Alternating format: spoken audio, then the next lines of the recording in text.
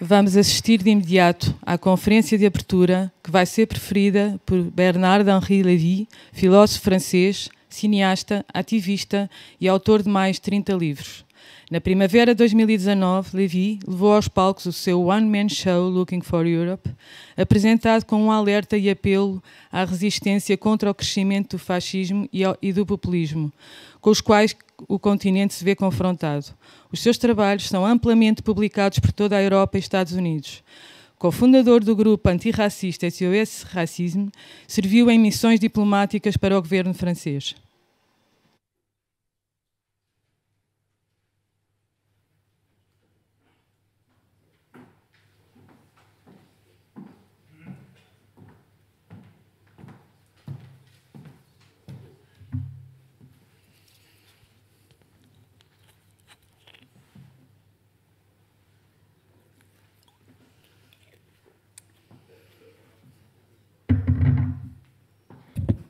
Mesdames et messieurs, monsieur le directeur de la Fondation, cher Antonio Lobo Antunes, je suis très heureux d'être parmi vous aujourd'hui et très honoré d'ouvrir cette journée d'études et de réflexion sur l'œuvre de Lobo Antunes. J'ai découvert Antonio Lobo Antunes il y a maintenant très longtemps, à travers un ami cher, qui était son ami et qui était son éditeur, qui s'appelait Christian Bourgois, en France, qui a été le premier, il y a bien longtemps, dès la publication du Cul de Judas, de son premier livre édité en français, à me parler d'Antonio Lobo Antunes comme d'un des écrivains majeurs de ce temps. Et je fais partie des Français qui, grâce à Christian, grâce à cette petite société secrète qui s'est organisée autour de ton œuvre en France, qui a pénétré cette œuvre, qui a attendu année après année les nouveaux romans que Christian puis Dominique, ta dernière éditrice, traduisait. Et je suis de ceux qui te tiennent, en effet, qui tiennent Antonio Lobo Antunes comme l'un des écrivains majeurs, toutes langues confondues, de notre temps.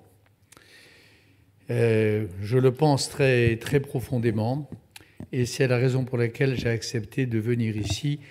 Il y a peu d'écrivains vivants que je considère autant, que je place si haut et qui m'impressionne autant que Antonio Lobo Antunes. Et je voudrais très simplement vous dire ce matin pourquoi.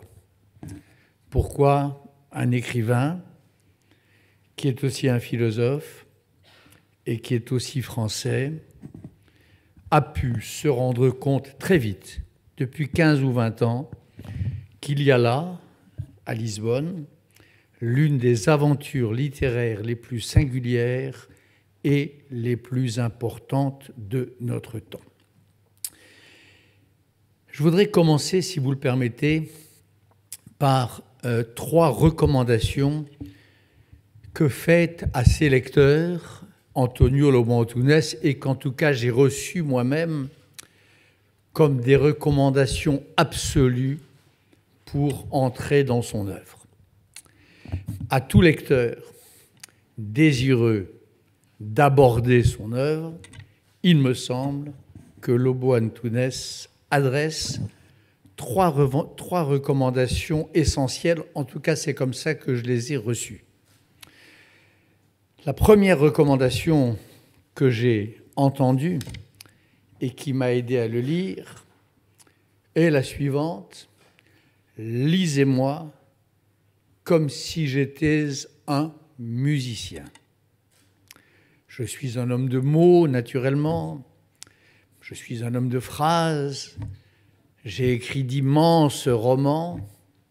J'ai reçu des influences littéraires. J'admire des écrivains qui m'ont précédé, peut-être des contemporains, mais si vous pensez que c'est là, parmi ces écrivains morts et vivants, que c'est situé ma véritable académie, vous vous trompez. Il y a une interview de Lobo-Antunes où il dit « J'ai compris ce que c'était que le métier d'écrire un jour devant une émission de télévision, oh, pas une grande émission de télévision, non, une émission sur les oiseaux. » La personne interviewée, dit Antonio Lobo-Antunes, était un ornithologue savant qui accélérait, qui ralentissait le chant des oiseaux, qui le décomposait et qui montrait que le chant des oiseaux était structuré comme une musique et peut-être, pour parler comme un grand psychanalyste qui est aussi un grand philosophe, comme un langage, pour parler comme Jacques Lacan. Et Antonio Lobo-Antunes dit qu'il a compris, enfin, qu'il a achevé de comprendre ce jour-là, ou qu'il a achevé de penser ce qu'il pensait depuis longtemps, à savoir que ses vrais maîtres en littérature, c'était Beethoven, Brahms, je crois qu'il cite aussi dans ce texte Mahler, que c'était peut-être plus encore Charlie Parker et les grands jazzmen qui lui ont appris à jazzer sa propre langue, pour parler comme un grand écrivain français que je sais que tu admires. Et donc ces musiciens modernes, peut-être aussi Schoenberg et sa musique dodécaphonique. Bref, lisez-moi comme si vous compreniez qu'au-dedans de mes mots, il y a le souvenir de ces artistes-là. Et c'est extrêmement important parce que si on se souvient de ce premier avertissement de Lobo-Antunes, je crois qu'on lit tout autrement ou qu'on entre en tout cas tout autrement et beaucoup plus facilement dans ces romans apparemment les plus complexes. On peut les lire. On peut lire par exemple le manuel des inquisiteurs que je relisais hier dans l'avion comme un orchestre dont chaque personnage serait un instrument, dont le texte même serait une partition et dont l'écrivain, absent, présent, s'absentant, revenant, serait en vue cavalière, vue de dos, entrevue, l'écrivain lui-même. La deuxième recommandation que, il me semble, faite à son lecteur Antonio Lobo-Antunes, qu'en tout cas j'ai reçu pour ce qui me concerne et qui m'a aidé à entendre la grandeur de son œuvre, c'est prenez garde, c'est parlons, pensons, lisons en pensant métier. Et le métier d'un écrivain, c'est bien sûr l'arrangement des mots, c'est bien sûr l'orchestration des instruments, mais le métier d'un écrivain, si on entre vraiment dans son atelier, si on descend dans la mine où il excave, son métier, ses outils, ses herses, ses fourches, ses pelles, ses outils de terrassement, c'est la ponctuation. Il me semble que l'une des recommandations que Lobo-Antunes fait, alors celle-là plus silencieusement, je ne l'ai jamais trouvée exprimé en propres termes dans l'une de ses chroniques ou l'une de ses interviews, c'est d'entrer dans son œuvre par la porte de cette ponctuation tout de même très singulière et qui ne ressemble à aucune autre. Louis-Ferdinand Céline a inventé, comme vous savez, enfin, oui, il a inventé le point de suspension. Il existait depuis la fin du XVIIIe siècle dans la littérature française, mais enfin, il lui a donné sa lettre de noblesse. Marcel Proust faisait à Flaubert l'hommage de pensée, il saluait en Flaubert, il disait que Flaubert était grand et qu'il avait changé le destin de l'humanité à cause en particulier de sa façon de mettre un « et » en début de phrase. Le « et » en début de phrase, disait Marcel Proust dans une lettre au critique Albert Thibaudet à propos de Flaubert, c'est une révolution dans l'histoire de l'humanité.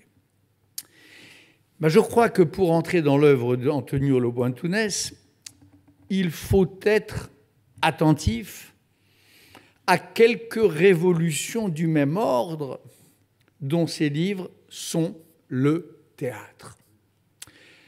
Alors, ce n'est pas le point de suspension, mais c'est la majuscule en milieu de phrase, c'est l'usage grandissant au fur et à mesure que son œuvre se développe de la parenthèse, c'est l'apparition dans certains livres et puis la disparition et donc le travail sur l'italique.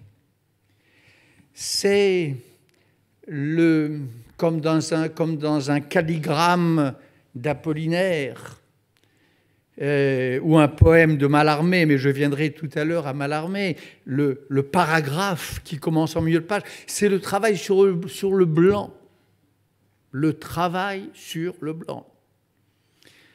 Chez tous les écrivains, chez tous les romanciers que je connais et que nous connaissons tous avant Antonio Lobo-Antunes, le blanc entre les mots, c'est comme le reste du fond.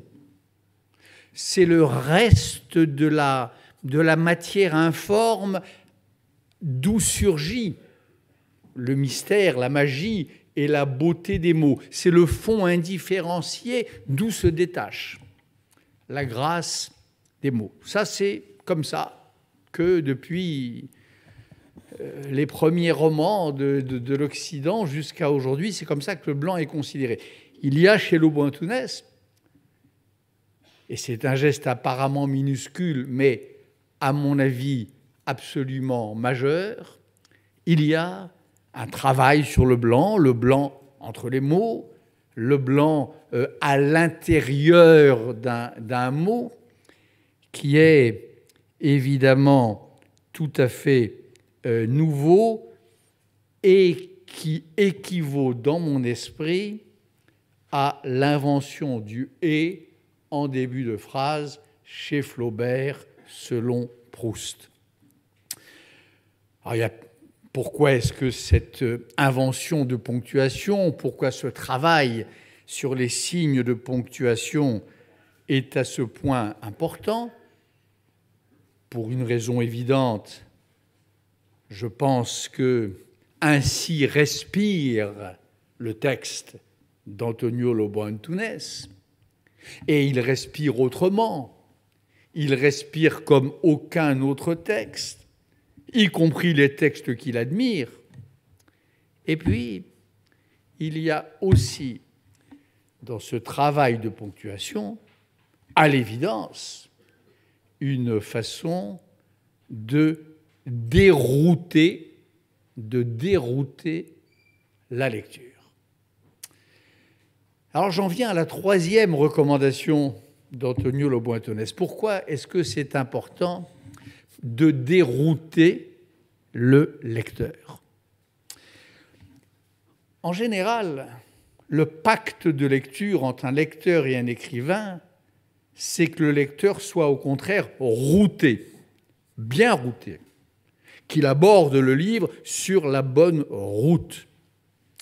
Il y a un grand livre classique d'un écrivain que nous admirons, je crois, tous les deux, qui était Umberto Eco, qui s'appelle Lector in Fabula, et qui dit que le pacte entre le lecteur qui s'apprête à entrer dans le livre et l'écrivain qui a écrit le livre pour lui et qui attend que le lecteur le termine, le pacte, c'est que le lecteur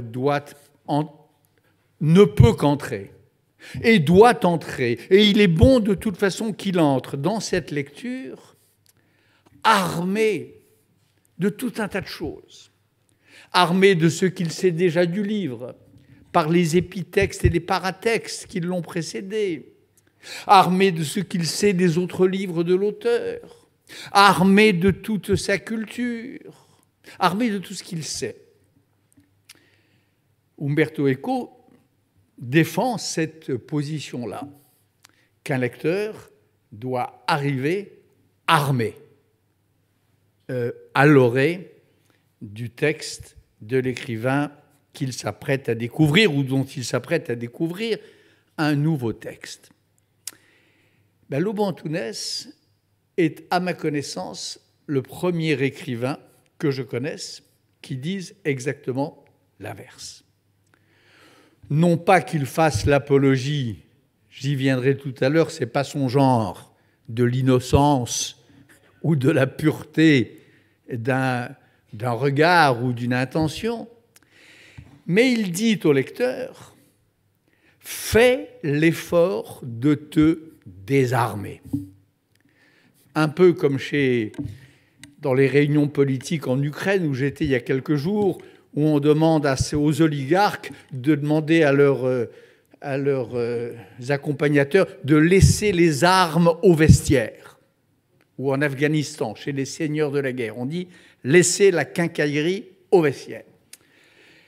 Lobo-Antunes est le premier écrivain à ma connaissance qui dise à ses lecteurs « laissez à l'entrée de ce livre tout ce stock de préjugés, d'idées reçues, de bons savoirs, de bons et de beaux savoirs dont vous étiez armés. Mes livres, dit-il, et ça c'est un texte de lui, mes livres, dit-il, il faut les attraper comme on attrape une maladie. Il faut les attraper comme on attrape un microbe ou un virus. Il faut baisser les défenses, réduire son immunologie. Tu es médecin, tu sais ça. Il faut travailler à mettre en sommeil ses propres défenses immunitaires afin de pouvoir accueillir le torrent, l'ouragan et la force du livre. Je crois que c'est la troisième recommandation étrange, neuve, de Lobo-Antunes, la musique, la ponctuation et puis la maladie. Et cette troisième recommandation, au fond, elle peut se dire encore autrement, elle peut se dire à la façon d'un grand pape catholique qui s'appelait Jean-Paul II et qui disait « N'ayez pas peur, faites-moi confiance ». Tu es, je crois, Antonio, le seul écrivain que je connaisse qui exhorte, conseille à son lecteur cet acte de foi proprement papal. Fais-moi confiance. Voilà, me semble-t-il, les trois recommandations liminaires qui s'imposent à tout lecteur probe de ton œuvre. J'ai compris ça tard, malheureusement. J'aurais gagné beaucoup de temps si j'avais compris ça à l'époque où Christian me passait tes premiers livres. Mais j'ai compris cela, et pour ceux qui auraient la chance d'avoir encore à découvrir ce continent qu'est son œuvre, je me permets de recommander de se souvenir de ces 3 recommandations. Ils gagneront du temps. Pourquoi ? Parce que quand on a à l'esprit ces 3 recommandations, il s'en déduit qu'on comprend tout. On comprend le travail. On comprend au fond, les gestes majeurs accomplis par cette œuvre. Quand on a ces 3 recommandations de procédure en tête, on comprend les gestes majeurs que l'œuvre déploie. Et ces gestes, ils sont de 3 ordres, à mon sens. Ce sont les 3 gestes qui font d'Antonio Lobo Antunes, à mes yeux, cet écrivain très grand que je suis heureux de commenter et de célébrer ce matin. C'est un geste concernant le temps, la question du temps. C'est un geste concernant la question du monde, et c'est un geste concernant la question du mal. C'est à mon avis les 3 fronts, pour employer le langage militaire, qui ne lui est pas plus étranger que le langage médical de tout à l'heure, ce sont les 3 fronts où l'œuvre de Lobo Antunes a disposé ses affûts, ses canons. D'abord, la question du temps. Tous les écrivains ont travaillé sur le temps, bien sûr. Et il y a, dans la littérature que je connais bien, la littérature française, des grands exemples de travail sur le temps. Balzac, quand il produit cette invention géniale qu'est le retour des personnages. Proust, naturellement, avec l'invention du temps perdu et retrouvé, et avec ce travail d'anamnèse considérable, athlétique, dément, épuisant, qui le conduira jusqu'à la mort sur le temps. Lobo Antunes, son travail sur le temps, il se distingue de tout ça, et il se distingue en particulier du travail proustien, à mon avis, à 2 traits. D'abord, il n'y a pas l'effort que je viens de dire chez Proust.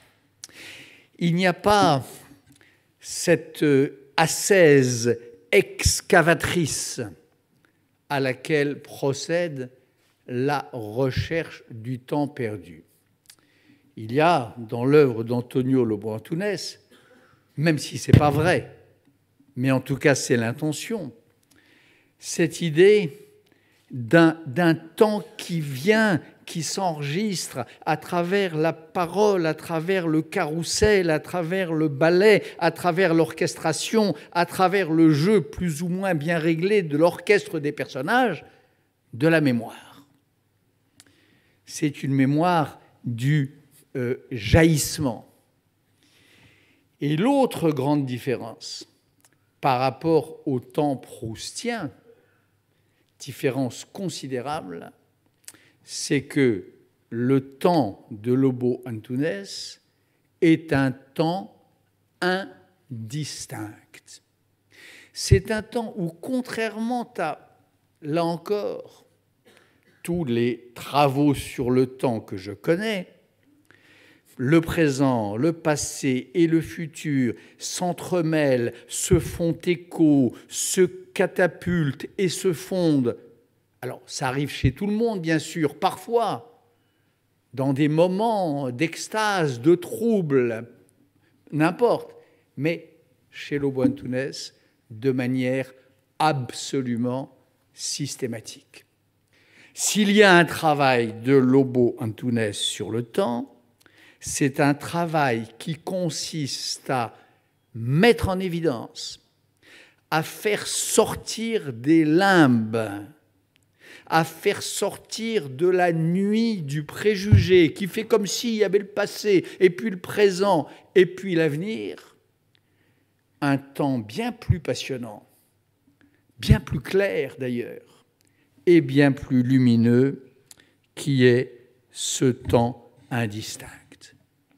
Ce temps indistinct où un charabeu rencontre un quart de touriste, ce temps indistinct où Don Quichotte devient un cheval de steeplechase, ce temps indistinct du retour des caravelles, ce roman extraordinaire où les héros de l'histoire portugaise, les grands voyageurs, reviennent à Lisbonne dans un moment de trouble, d'émeutes suspendues, qui est ce moment que vous connaissez bien, qui est celui de votre grande révolution de 1974, et où tous se confondent, se croisent, se mélangent, et où les plus grands personnages du Portugal splendide, où les artisans de la splendeur du Portugal se retrouvent,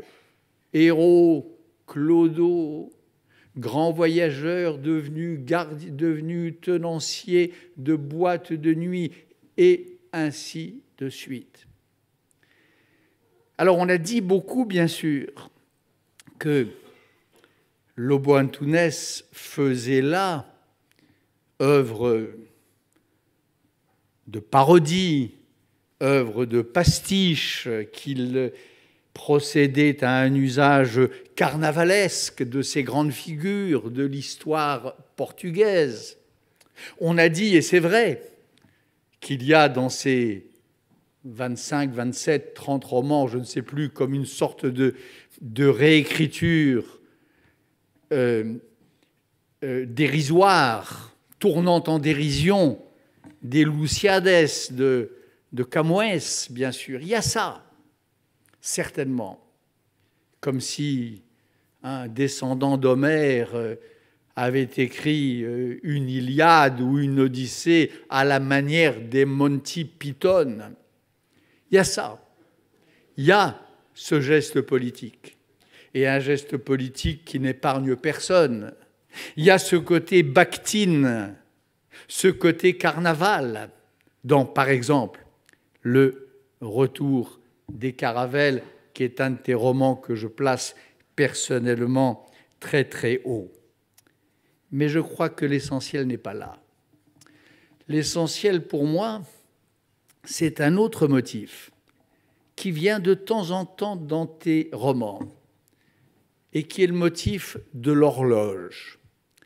Des horloges déréglées, des horloges arrêtées, des horloges pas synchrones, des horloges qui se remettent en mouvement d'une manière totalement erratique. Bref, c'est l'hypothèse de cette confusion du temps, de cette indistinction du temps dont tu es, me semble-t-il, le découvreur. Ça, il me semble que si on aborde cette œuvre à partir des 3 procédures de principe que j'ai évoquées en commençant métaphysiquement, c'est son premier geste, cette réinvention du temps. Il y a un deuxième geste qui est un statement sur ce qu'il en est du monde. Le monde. Il y a, concernant l'œuvre d'Antonio, à mon avis, 2 idées justes, mais qui, à force d'être justes, sont presque devenues fausses et sont devenues en tout cas des préjugés. Il y a la première idée, c'est l'idée du monologue intérieur, l'idée du flux de conscience. Et la deuxième idée, c'est l'idée de la polyphonie. Tout ça est vrai. bien sûr qu'il y a chez Lobo-Antunes quelque chose qui vient du monologue intérieur de Joyce, du flux de conscience de Virginia Woolf, je ne sais pas comment il l'appelait, du frère de James, le nom m'échappe à l'instant. Il y a tout ça. Il y a un côté durée bergsonienne. Il y a un côté inconscient freudien. Cet inconscient dont Lacan disait qu'il ne se tait jamais, qu'il parle tout le temps. Donc il y a ça. Bien sûr, il y a cette voix chez Lobo-Antunes. Il y a ces monologues intérieurs incessants. Il y a ces personnages qui comme chez Joyce, parlent en permanence. Mais il y a une chose qui fait qu'on n'est pas tout à fait dans le schéma joycien et qui fait qu'on n'est pas tout à fait dans l'idée du stream of consciousness, d'une conscience qui s'installerait en elle-même et qui saisirait sa plus intime vérité. Il y a deux choses qui font qu'on n'est pas chez Joyce. La première, c'est qu'en même temps qu'il les fait parler, Lobo-Antunes nous dit de ces sujets qu'ils sont des consciences vides, qu'ils sont des consciences sans substance, qu'ils sont des consciences évanescentes, qu'ils sont des consciences, alors là pour le coup, sartriennes, des consciences traversées par le monde, traversées par le bruit, par la colère, par les gémissements du monde. Il y a une conversation assez célèbre de Joyce et de son traducteur Valéry Larbaud, qui tourne autour de cette idée que le bon traducteur est celui qui doit s'installer, se loger, se lever dans la conscience de celui qui parle sans arrêter. Il me semble que ces personnages à lui, ces personnages si étrangement ponctués, comme je le disais tout à l'heure, eh bien, il n'y a pas de love, il n'y a pas de loge, il n'y a pas de lieu secret dans lequel ils doivent s'ancrer pour que leurs paroles jaillissent vraies et pures. C'est l'une des grandes différences avec la théorie du monologue intérieur et du flux de conscience. Et la deuxième différence, qui me semble alors peut-être plus importante encore, c'est que quand on lit bien tes romans, bien sûr, il y a le monologue, il y a la voix de tel ou tel personnage, et on les identifie assez bien quand on est entré dans le mystère bien réglé de ta ponctuation. On les identifie, et si on ne les identifie pas tout de suite, on le fait assez vite. Mais ce qui est très intéressant, c'est qu'il y a des voix dans tes monologues, dans tes flux de conscience, qui n'appartiennent à personne. Il y a des voix flottantes. Il y a des voix qui sont comme ces enfants non baptisés dont Baudelaire disait qu'ils séjournent dans les limbes. Il y a des voix qui sont dans un espace intermédiaire entre la terre et le ciel. On sent bien qu'elles viennent d'un personnage, mais qu'elles l'ont quitté et qu'elles vont peut-être se greffer sur un autre, le rattraper. Il y a des voix qui n'appartiennent à personne.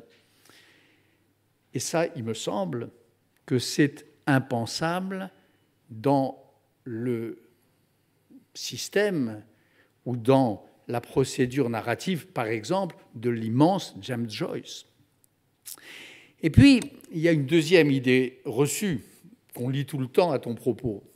C'est l'idée de la polyphonie, l'idée de la multiplicité des points de vue, l'idée de la suicide de la fillette commentée par je ne sais combien de personnages au long de la nuit entre minuit et 5 heures du matin, l'idée de ce perspectivisme sans réserve, dont d'autres très grands ont fait la théorie. Je pense à Milan Kundera dans son art du roman.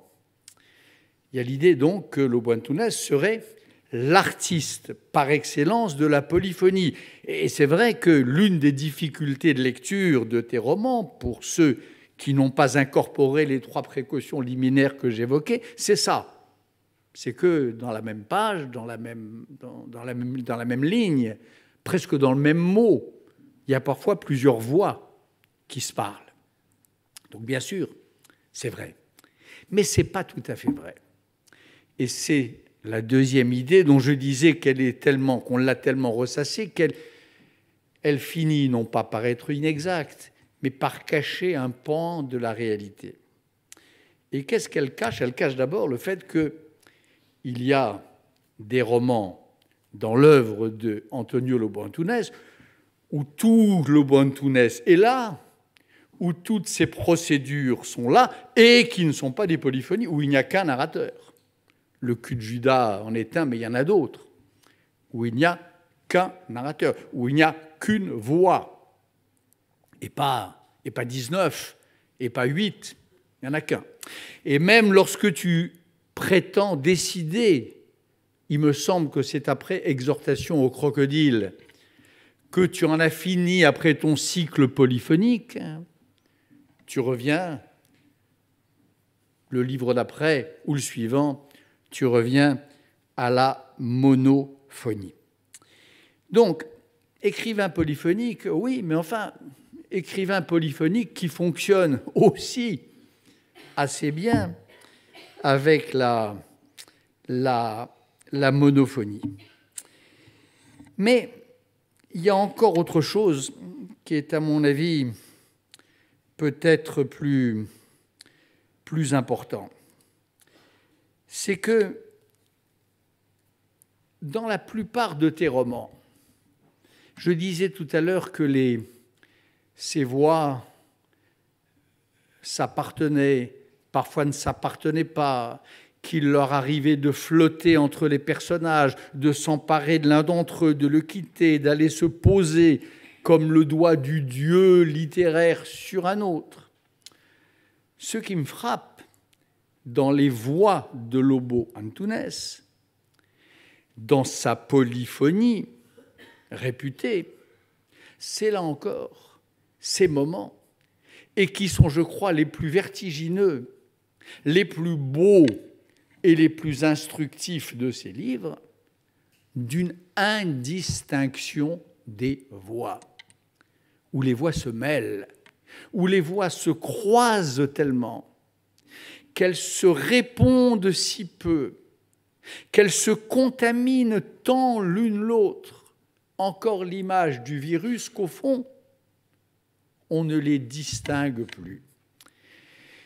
Et il y a une chronique d'Antonio Lobo Antunes que j'ai recherchée ce matin et que je n'ai pas malheureusement pu retrouver, mais tu t'en souviendras sans doute, et je la retrouverai lorsque je mettrai toutes ces remarques au clair.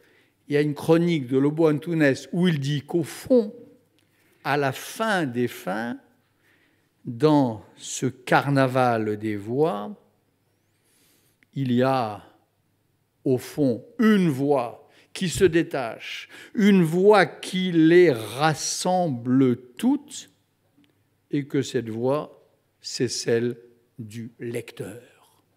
Le lecteur est finalement, dans son œuvre, me semble-t-il, la voix qui finit par dominer et qui, quelle que soit l'admiration qu'Antonio Lobo Antunes ait par ailleurs de Faulkner, il l'a dit très souvent, fait que son aventure littéraire, son entreprise littéraire s'en distingue. C'est pas plus ou moins, c'est pas mieux, c'est autre chose, sur ce point absolument radical et essentiel.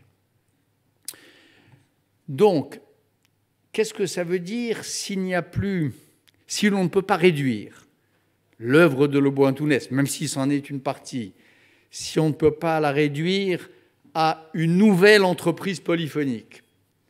Qu'est-ce que ça veut dire si on ne peut pas la réduire à une nouvelle expérimentation du flux de conscience Virginia Woolfien, surréaliste au fond, Deslauriers, qui est l'inventeur du monologue intérieur?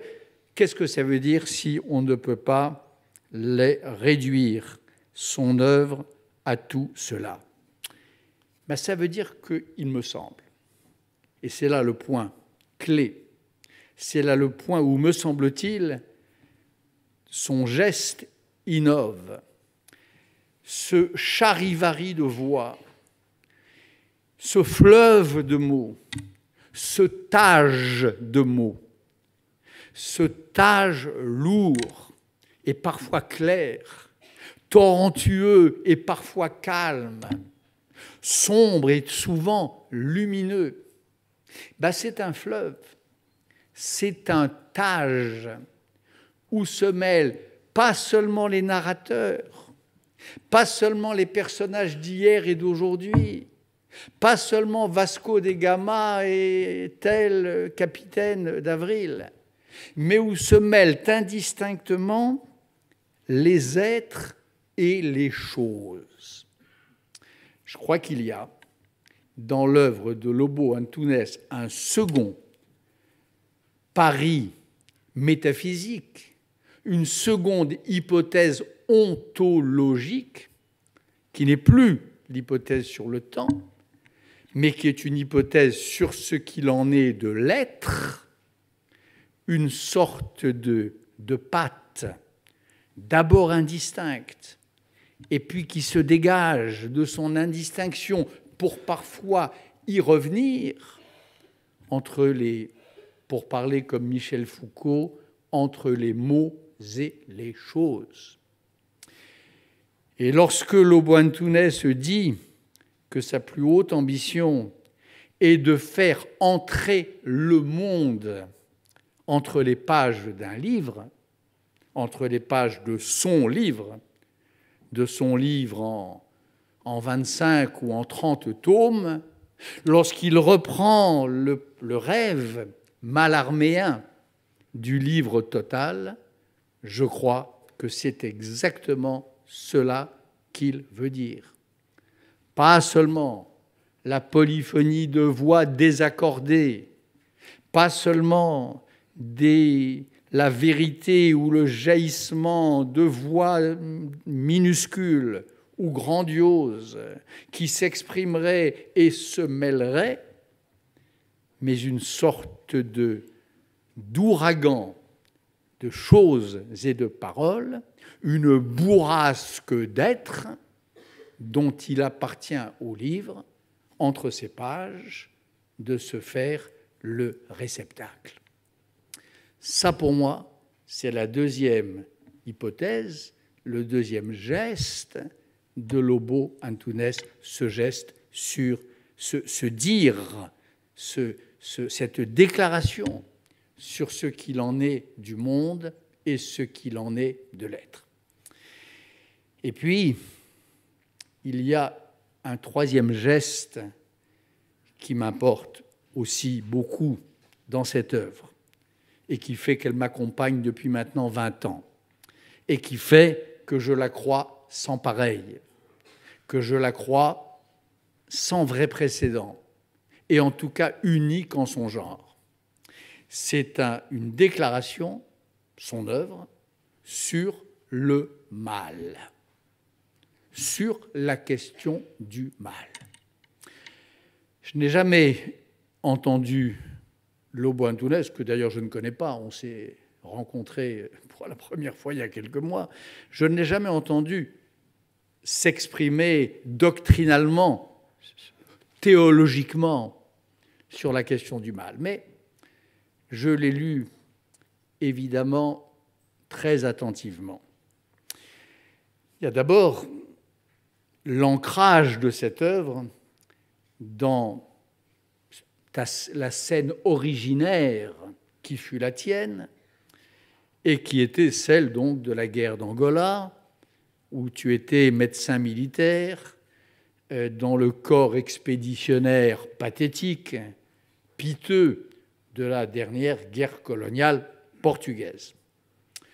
À ce sujet, et par parenthèse, moi qui connais un peu le sujet aussi, qui me suis un peu intéressé à la guerre, il y a dans les romans d'Antonio qui parlent de ça un point de vue que je trouve incroyablement rafraîchissant, incroyablement réconfortant, et qui est le point de vue selon lequel la guerre, par quelque bout qu'on la prenne, est une saloperie et une horreur absolue. Contre la littérature de guerre, contre la littérature de l'héroïsme, contre toute cette littérature qui a encombré le XXe siècle et même le XIXe en France, Alfred de Vigny, sur les grandeurs militaires, s'il y a une thèse sur la guerre, par parenthèse, dans l'œuvre de Lobo Antunes, c'est la thèse selon laquelle tout cela, c'est du bullshit. Dans le meilleur des cas, la guerre, c'est l'ennui et l'attente.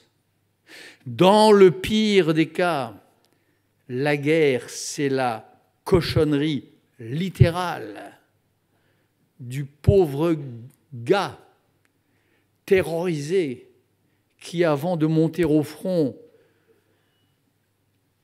chie littéralement sur lui. Quiconque a connu, a vu d'un peu près cette expérience-là qu'est la guerre, sait de quoi je parle. Et entre les deux, la guerre, c'est, et ça il le montre très bien, c'est ce moment limite de l'humanité où tous les liens sociaux se défont. Et ça, c'est très important, c'est toujours la même parenthèse. On a tellement dit dans la littérature de guerre, encore aujourd'hui, que la guerre, c'était le moment où une nation se recompose, où elle prend conscience d'elle-même, où le patriotisme s'exacerbe, où on dérive sur l'ennemi intérieur des colères qui, sans cela, déferaient le lien social, que, comme c'est bon d'entendre que c'est juste le contraire, que l'endroit où le lien social se défait, l'endroit où plus rien ne relie les humains, c'est précisément l'expérience de la guerre. Il a vécu ça en Angola, je l'ai entrevu ailleurs.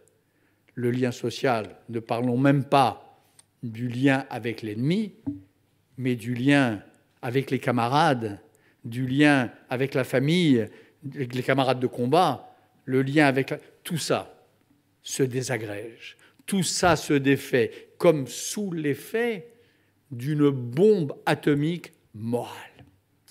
Donc il y a quelque chose de revigorant dans la petite part, dans la part de l'œuvre de Lobo Antunes qui est nourrie par cette scène originaire dont il nous dit qu'elle est le siège du mal pur, du mal sans rachat, du mal sans rédemption, du mal sans recours.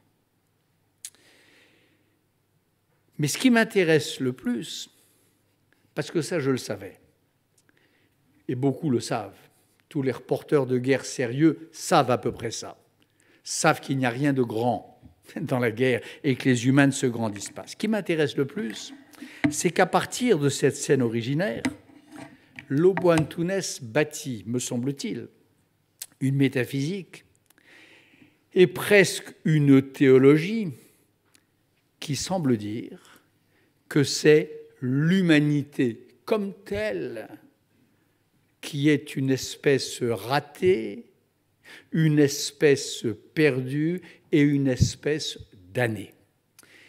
Il y a un parfum de damnation dans cette œuvre qui glace les sangs, qui saisit d'effroi, mais qui, à mes yeux, est tellement juste. Alors bien sûr, Antonio Lobo Antunes est humaniste. Bien sûr, il y a ces livres où il lance, comme il le dit, ces meutes de mots, ces escouades de mots à la recherche de l'humanité perdue, où un fils tente de réinventer, de recomposer, de retrouver la vie de son père disparu à travers le miracle de l'écriture. Il y a ça. Il y a cette idée que les mots, c'est comme des chiens, des bons chiens, pour parler comme les Grecs, conception cynique de la littérature, sont des bons chiens qu'on lâche aux trousses de cette humanité damnée pour essayer d'aller en chercher les perles. Il y a cette belle idée.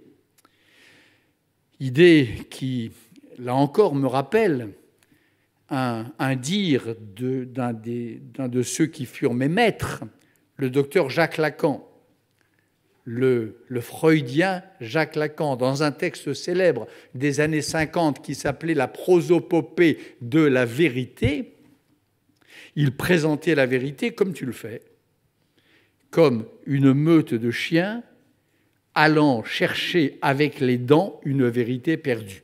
Lacan disait que c'était peine perdue, et toi, je crois, dans les romans où tu lâches ta meute, où tu lâches tes chiens, il me semble que la conclusion est que c'est souvent peine perdue. Il rapporte des souvenirs erronés, il rapporte des images de journées qui n'ont pas été vécues, il rapporte un trait supposé dire la grandeur d'un père dont le fils a la nostalgie, mais qui appartient à un autre. Rien n'est plus inducteur en fausseté que cette meute des mots lâchés aux trousses de l'humain en majesté.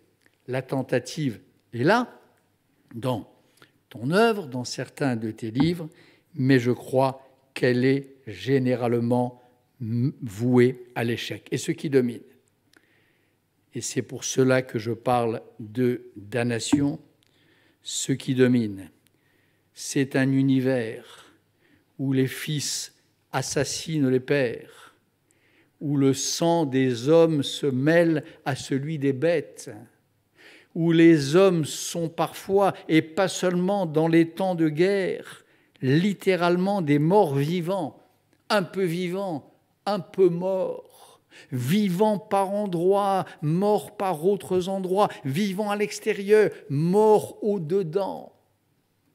Ce qui me stupéfie par sa force, par sa justesse dans l'œuvre de Lobo Antunes, c'est cette attention au travail du mal, au travail du néant et au travail d'un mot qu'il ne prononce dans ces cas-là pas, qu'il n'écrit pas, comme le nom de Dieu chez les Hébreux, chez les Juifs, c'était l'innommable par excellence, le mot de la mort.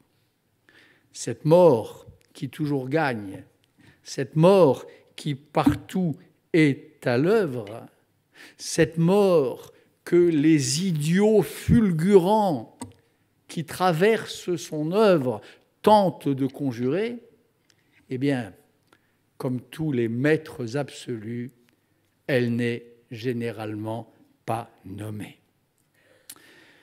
Voilà pour moi, pour l'écrivain que je suis, pour le philosophe que j'essaie d'être, pour l'homme engagé que je serai encore quelque temps, si Dieu me prête vie, voilà les gestes de grande portée de cette œuvre. Voilà ce qui fait qu'au fond, elle compte tant, pour tant d'entre nous, dans cette salle et ailleurs. Voilà ce qui fait qu'elle aide à vivre tant de nos contemporains. Cette œuvre-là, cette œuvre qui s'exprime ainsi sur le temps, qui dit cela sur le monde et qui dit cela sur le mal, cette œuvre-là, je suis heureux que mon pays, la France, lui permette ce très grand privilège dans mon pays qu'est l'entrée dans la Pléiade. Il n'y a pas d'écrivain vivant, très peu, Milan Kundera, qui a eu ce privilège-là. Mais il me semble que par-delà la France, par-delà le Portugal et leur splendeur fanée à tous les deux, au Portugal et à la France, il y a vraiment un geste qui s'imposerait. Il y a une récompense qui s'imposerait. Il y a une récompense qu'il mérite depuis tant d'années qu'on en vient à se demander comment il se fait que ça tarde autant. La récompense que je demande ce matin pour Antonio Lobo Antunes, c'est naturellement le prix Nobel de littérature.